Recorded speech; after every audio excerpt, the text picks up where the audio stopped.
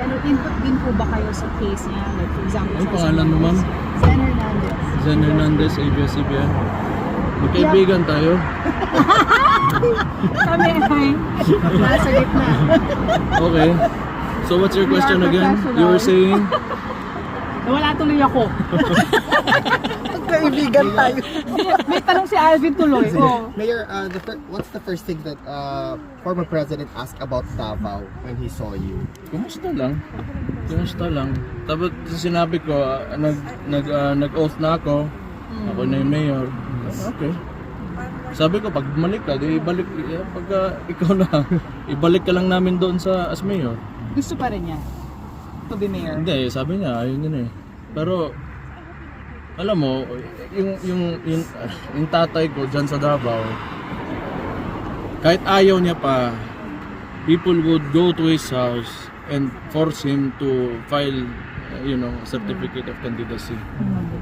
So, and I don't think he's going to deny these people who come to him want to him as the mayor. Mayor, what's your reaction about those individuals, particularly asking a sort of due process should an arrest warrant against the ICC be presented to them? I do not know. That's why, diba, I explained earlier. Why would we talk about due process when it has not been followed? There's a precedence na nangyari na eh, yung sa tatay ko. So ngayon, kung may ICC pa, kukunin si Bato, kukunin whoever yung kukunin nila, bakit nag-uusap pa tayo ng due process?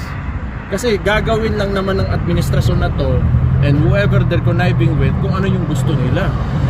They do not look at the law. They do not follow the processes.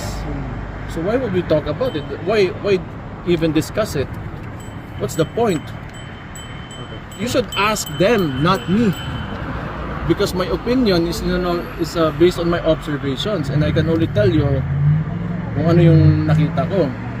But ask them, why do they not follow the rules? You ask the institution, you ask the administration. Hindi pinapayuhan si Bato.